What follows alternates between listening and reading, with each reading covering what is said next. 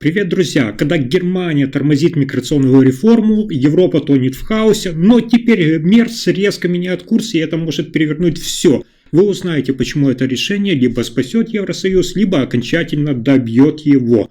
Во время своего визита в Рим федеральный канцлер Германии Фридрих Мерц дал важное обещание премьер-министру Италии Джорджо Мелони. Он заверил, что Германия больше не будет тормозить ужесточение общеевропейских правил в сфере миграционной политики, как это было при Олафе Шольце. В частности, Берлин намерен пересмотреть свое отношение к предложениям Рима, включая идею о проведении процедур предоставления убежища в третьих странах, то есть за пределами Евросоюза. Это заявление прозвучало на совместной пресс-конференции Мерца и Мелони, прошедшей в столице Италии.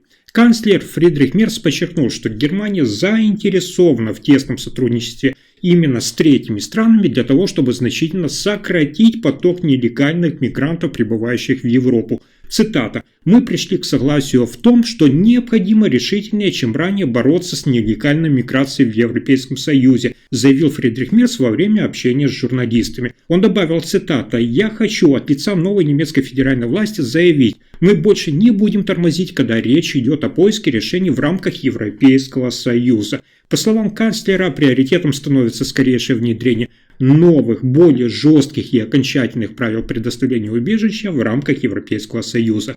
Что же касается вопроса так называемой вторичной миграции, то есть перемещения уже зарегистрированных беженцев между странами Европейского Союза, здесь Фридрих Мерц и Мелони также достигли взаимопонимания. Канцлер отметил, цитата: «Инициативы, которые Италия уже запустила за последние месяцы, особенно в отношении отдельных стран Средиземноморья, были чрезвычайно успешными. Это хорошие шаги, которые мы в Германии полностью поддерживаем», подчеркнул Мерц. Он отдельно остановился на примере так называемой модели Албании, которая вызвала широкий общественный и правовой резонанс. Напомню вам для справки, что Италия заключила соглашение с Албанией, а это страна, которая претендует на вступление в Европейский Союз. В рамках этого соглашения мигрантов, задержанных в Средиземном море, направляют не в Италию, как это было раньше, а в специальные лагеря на территории Албании. Там они и ожидают решения по своим заявлениям на убежище. Но это соглашение подверглось критике и даже юридическим спорам. На пресс-конференции с Мелони Мерц так прокомментировал данную ситуацию. «Мы знаем о трудностях, знаем о судебных решениях, которые были в Италии, особенно в контексте сотрудничества с Албанией. Тем не менее, он подчеркнул, что это по-прежнему может оставаться как вариант. По его словам, в коалиционном соглашении нового правительства Германии уже внесен пункт о рассмотрении аналогичной модели. Однако канцлер предостерег о чрезмерных ожиданиях. Цитата: «Это, безусловно, не решение всей проблемы», отметил он, «это лишь вклад в ее уменьшение, но не полное решение». В завершении как Фридрих Мерц, так и правый политик Джорджо Мелони подчеркнули важность теплых и прочных отношений между Германией и Италией. Цитата: «Германию и Италию связывает глубокая дружба, которая складывалась десятилетиями», сказал Фридрих Мерц, подводя итоги переговоров в Риме. Планы Соединенных Штатов Америки и Российской Федерации по перезапуску российского газопровода «Северный поток-2» и возможному возобновлению поставок российского газа в страны Европы сейчас под серьезной угрозой. Главным препятствием на этом пути стало активное сопротивление именно Германии, в частности, категоричная позиция федерального канцлера Фридриха Мерца. В своем недавнем интервью немецкому изданию Мерц подчеркнул, что на сегодняшний день у оператора газопроводов Nord Stream отсутствует необходимая лицензия на работу в пределах Европейского Союза. Отвечая на вопрос журналистов о будущей эксплуатации этого трубопровода после недавнего решения суда в Швейцарии, который отказался признавать компанию Nord Stream банкротом, канцлер четко дал понять, разрешение никто выдавать не собирается. Цитата: «Северный поток-2 пока не имеет лицензии на эксплуатацию и ожидается, что это не изменится», заявил Фридрих Мерц, фактически таким образом поставив под сомнение любые надежды на реанимацию проекта в обозримом будущем. Напомню вам, что строительство трубопровода «Северный поток-2» полностью завершилось 10 сентября 2021 года. Общая стоимость проекта составила внушительные $11 миллиардов США. Газопровод состоит из двух параллельных ниток, способных в совокупности транспортировать до 55 миллиардов кубических метров газа в год. Маршрут проложен от российского побережья через дно Балтийского моря и заканчивается в Германии. Однако, несмотря на техническую готовность, газопровод так и не был введен в эксплуатацию. Причиной стала отмена проекта немецкими властями в феврале 2022 года. Параллельно с этим решением был остановлен и «Северный поток-1», по которому российский газ успешно поступал в Европу, внимание, с 2011 года вплоть до 2022 года. А уже 26 сентября того же 2022 года на 3 нитках обоих газопроводов «Северного потока» и «Северного потока-2» произошли масштабные повреждения. Были зафиксированы серьезные разрушения, в результате чего функционирующей осталась только одна нитка «Северного потока-2». Тем не менее, начиная с прошлого месяца, сразу несколько влиятельных и уважаемых западных СМИ сообщили о том, что в администрации президента США Дональда Трампа якобы начались секретные переговоры с Кремлем. Основная цель этих дискуссий – перезапуск проекта «Северный поток-2».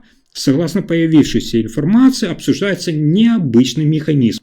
Российский газ будет продаваться американскому инвестору, который затем будет перепродавать его в Европу уже под американской лицензией. Такая схема позволила бы формально обойти европейские санкции, не нарушив юридические рамки. Хочу вам еще напомнить, что в рамках Европейской энергетической стратегии страны, члены Европейского Союза, обязались полностью отказаться от импорта российских энергоносителей до конца 2027 года. Однако эта инициатива столкнулась с ожидаемым сопротивлением со стороны отдельных государств. Это Венгрия с Виктором Орбаном и Словакия с Робертом Фицо, которые уже официально заявили, что не поддержат данную программу. Их правительство предупреждает о возможных колоссальных экономических убытках, которые может повлечь полный отказ от дешевого российского газа. После тревожного сигнала от нового министра здравоохранения Германии Нины Варгин, министр финансов Ларс Клинбель пообещал оказать финансовую помощь убыточной системе медицинского и социального страхования за счет средств из федерального бюджета. Однако он сразу дал понять, что дыры в этих системах нельзя затыкать налоговыми поступлениями на постоянной основе. Какой именно будет сумма этой государственной поддержки, Клинбель не сообщил, оставив этот вопрос открытым. Цитата: «Мы понимаем, что в системе медицинского и социального страхования сложилась непростая ситуация, и нам необходимо ее стабилизировать», сказал Ларс Клинбель. Клинбель также напомнил о пункте коалиционного соглашения, где четко указано, что правительство, сформированное коалицией черных и красных, то есть христианских демократов и социал-демократов, совместно с экспертами должны разработать глубокие и смелые реформы, которые затронут основы всей абсолютной системы. Я вам напомню, что пару дней назад я вам более детально рассказывал. Министр здравоохранения Нина Варгин потребовала многомиллиардные суммы для обеих страховых систем, чтобы улучшить их финансовое положение и не допустить очередного повышения взносов. Как вы уже знаете, обе эти системы, как медицинская, так и социальная, в настоящее время испытывают серьезный дефицит и работают в убыток. Варгин, представляющий Христианско-демократический союз, указал, что федеральное правительство задолжало как медицинскому, так и социальному страхованию миллиарды евро. Эти долги образовались в том числе из-за непокрытых взносов за получателей бюргергельд, это гражданское пособие, и нерелевантных для страховой системы расходы в период пандемии коронавируса. По словам Варгин, только долг за получателей бюргергельд составляет 10 миллиардов евро, а долги, связанные с COVID-19, еще почти 6 миллиардов евро. Однако Клинбель прямо не ответил на эту критику и не стал уточнять, какой именно объем бюджетных средств будет выделен в виде субсидий. Вместо этого Клинбель подчеркнул, трудолюбивые граждане должны иметь возможность положиться на сильное социальное государство. Цитата: «Поэтому нам стоит быть немного креативнее, чем просто требовать, чтобы люди дольше работали или чтобы сокращались услуги в системе здравоохранения», добавил он. А теперь скажите честно, вы верите, что Фридрих Мерц человек, который действительно решит миграционный кризис? Или это просто громкие слова без последствий? Подпишитесь и спасибо за просмотр.